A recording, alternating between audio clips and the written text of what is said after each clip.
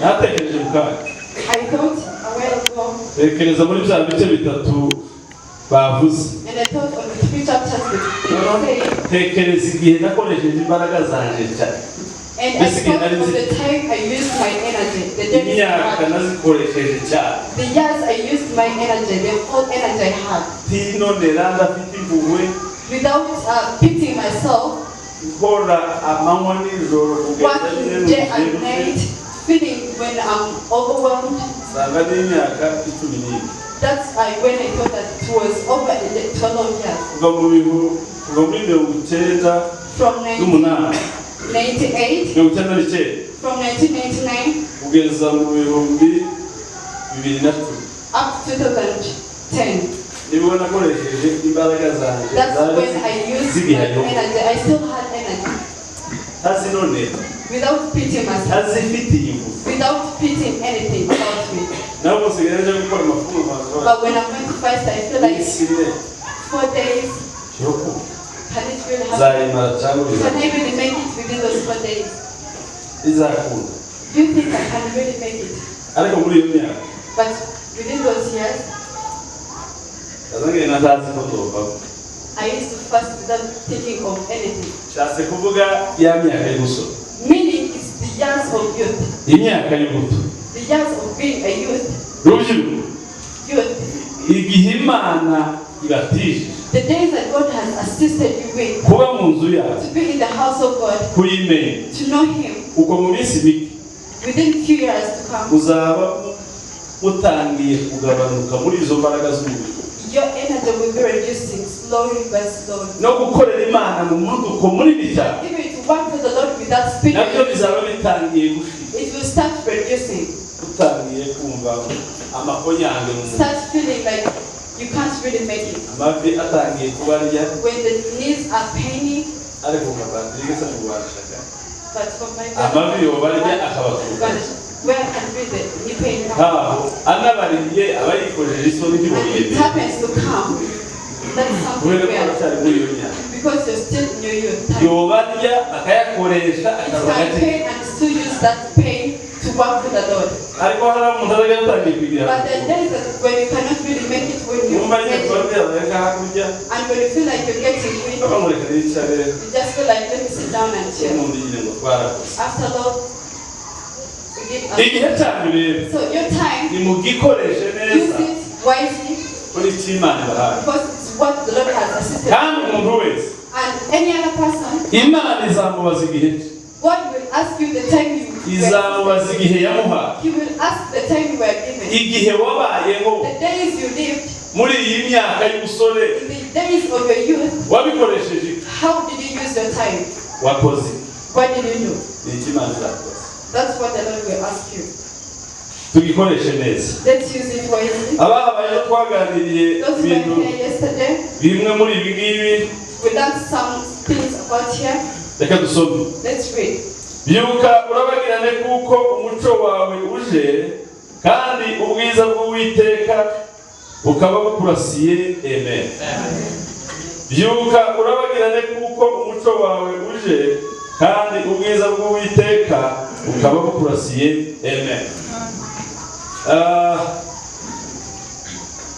Bimwe mu byo twavuze ejo, it says that when the spirits come into your life, hallelujah. Hallelujah.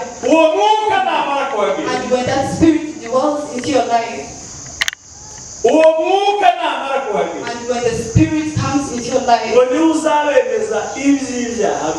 it's the same spirit that is going to make you believe the sins you committed against God. And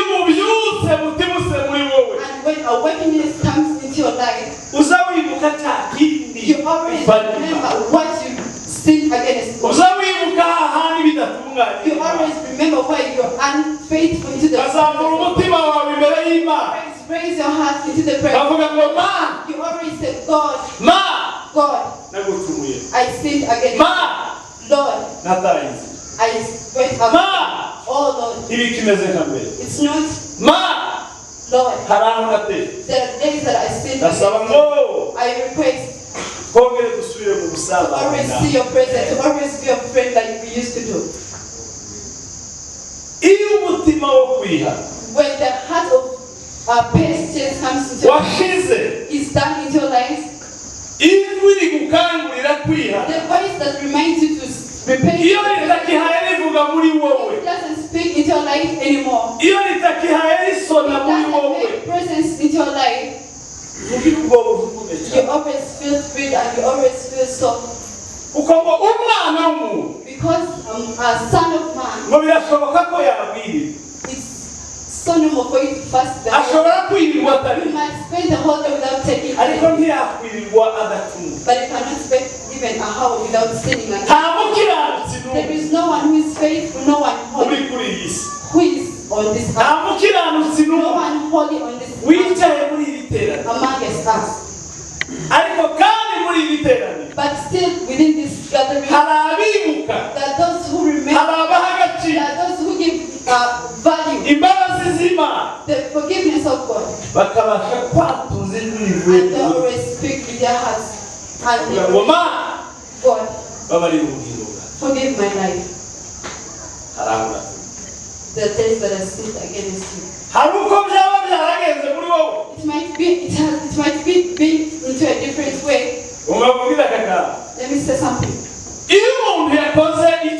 When someone sins once, and you don't have the presence of God to ask forgiveness, and you do the second sin without asking for repentance, you do the third sin without asking for repentance, and you continue, there are days when it becomes your life. And instead when you are singing on that life of sinning again, the heart of repentance dies into your life and it dies completely. Just when you're always. But the person who is awakened, hallelujah, hallelujah, hallelujah, when he falls down, he always comes back. Hallelujah.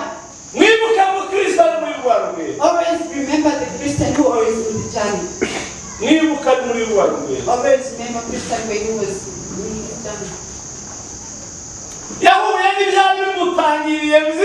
He met with a lot of obstacles that couldn't make him make it.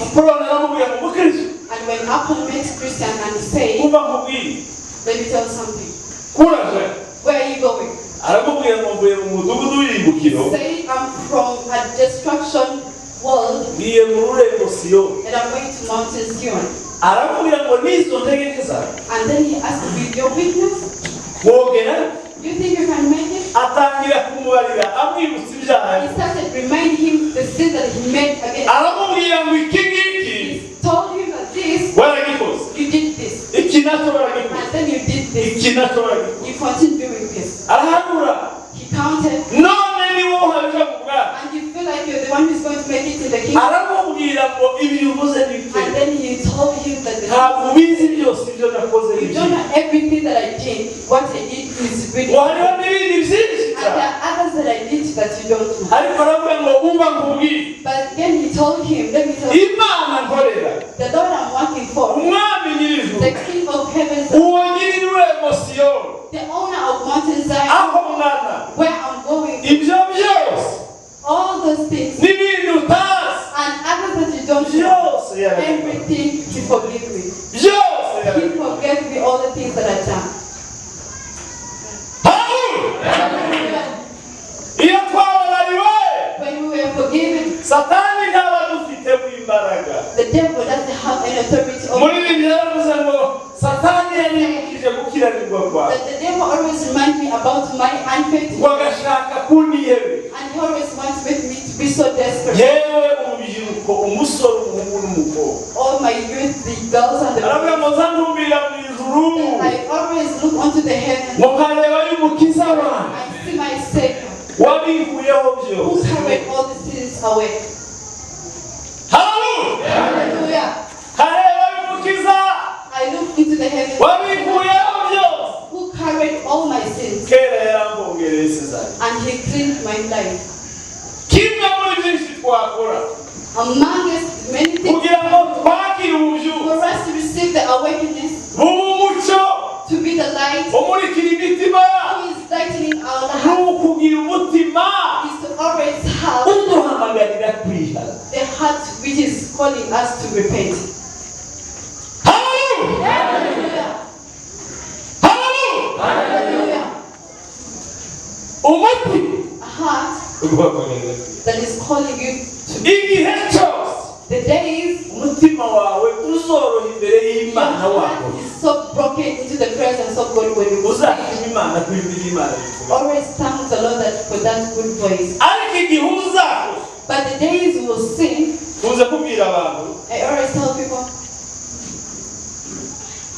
ibyaha sing, bitandukanye which are different, ushobora gukora that you might do. uri umukristo When you're a Christian, waramenyekanye, when you know your Savior, ukemera ukakirana, and you accept, you sleep ukongera over ukakibyuka, with your sin, and again you wake up with that, ukakijana mu mujyi, you go to town, ukagaruka, you come back, ukakijana Nairobi, you go to Nairobi, bagatera viza ukacamuka, you have your business, and then you go with it, ukagaruka, the borders, and then you come back. Uganda bagatera viza ukacinjira. When you come into Uganda, then Ibyumweru bibiri ufite itufa you rimwe stay with the 2 days, 2 weeks, utu you know you sinned against God when you're so quiet and calm, wabaza just know you're always asleep. imwe mu ntambwe One of the steps zigomba that we must, kutuzanira ububyutse. that must bring awareness into our lives Hallelujah! Ugomba dukuraho is to always clean ourselves. iyo tuguye tuba tuje, When we are always down, just know we are always awake. ntabwo dufavoriza ntitunemera We don't favor, like, abakora ibyaha, we don't support those who are sinning. tunabirwanya cyane, We always fight it. ariko kubera yasi But because we're in the world turwana nayo that we are fighting with, na wa mubiri and with this body na Satani, and the devil, byanga byakura, habaho in gusimbuka all the rest, ahandi Satani akagutega. we always fail. Hari aho uzugera There are the days when you feel like kumva biri kurose, and you feel like you icyo gihe distractions. So uzaririmba indirimbo you always sing, ivuga ngo mukiza wanjye which wabikuyeho, says that my Savior nongeye kugaruka imbere. carried all my sins and I'm now into your presence. Ababishoboye tuzabona Imana amahoro. Those who can raise your hands. Hallelujah! Uzaririmba icyo gitero Always sing that chorus. uvuge ngo mukiza wanjye wabikuyeho byo, My Savior, you carried me nongeye and kugaruka, I'm now into your presence. nagucumuyeho. I've sinned against you. Tumura no kuyumva May you please ngirira imbabazi. have mercy on me. Uyu munsi Today, sinshaka kurara, I don't want to sleep over when I'm uyu munsi Today, sinshaka kwirira mu kanda y'amabuye. I don't want to spend the whole day with this sin. Hallelujah! Hallelujah. Uyu munsi Today, sinshaka ko buca bikimeze gutya. I don't want this morning to be like this. Wegera Imana May you, igihe cyose all the days, umutima wo kwihana your heart uzaba ukiri muri reminding wowe, you, uzamenye ko hari imbuto y'umugisha. just know you always have a seed of awakeness into your life. Ijambo rya kabiri, The second one, umuntu ufite ububyutse a person who is awakened, azakora he wants. cyangwa icyo ububyutse buzana That's what the awakeness ni ukwitanga, is, to always give you, to sacrifice ni yourself. ukwitanga mu murimo w'Imana. Sacrificing yourself to the work of the Lord. Iyo umuntu abyutse, And when you wake up, iyo umuntu abyutse when a person, aza aritanga mu buryo buheruye, you always sacrifice yourself in a mighty way. uretse gutanga ibintu, Without, apart from kwitanga wewe mu murimo w'Imana. sacrificing yourself into the work of God. Muzi impamvu Do you know the reason why? turimo kugira abarwayi tukabura abasenge? Why we have sick people and we don't have people to pray for them? Dufite abakristo ariko badafite ubuzima. It's because we have a Christian without awakeness. Iyo ububyutse buhari, And when awakeness is your ugira life, inyota you y'ibyiza always have the thirst of the pleasures of people. kandi iby'abana and you feel like you have to pray for other people. You feel like you want to hear and listen. And you feel like you want someone who can carry his or her sins. I had someone say,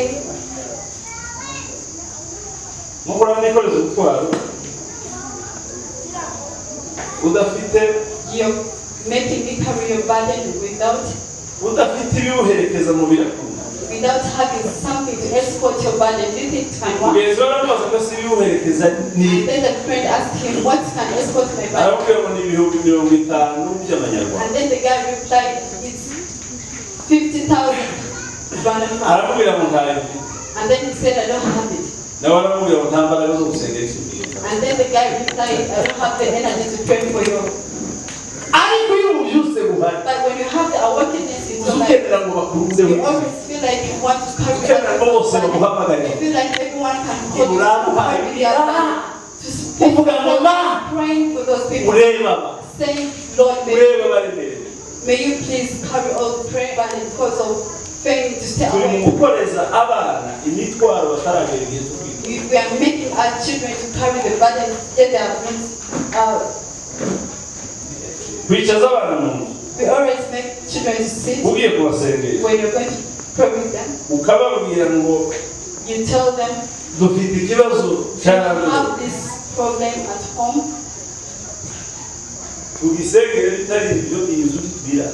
Let's pray for it. If not, we're not going to stay here. That person is supposed to be imprisoned. The problem of the landlord is it's not a problem to the children. To the extent for a child to carry the So do you think when the child is going to do you think he's going to understand everything in class? But he's going to work with everything. You're the head of the family and you have the wife. May you please carry the burden of your family. Your children, they are not yet members in their own family.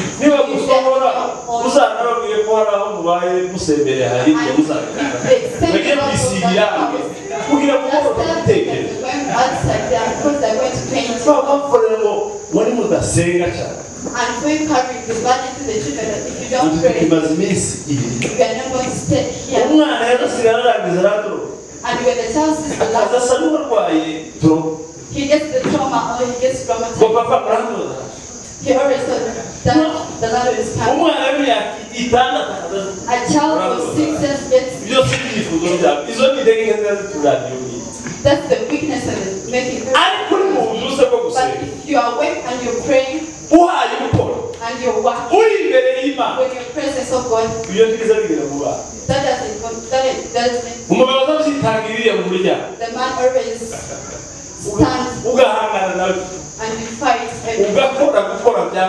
You work, if working doesn't work, sorting out your problems and your burdens.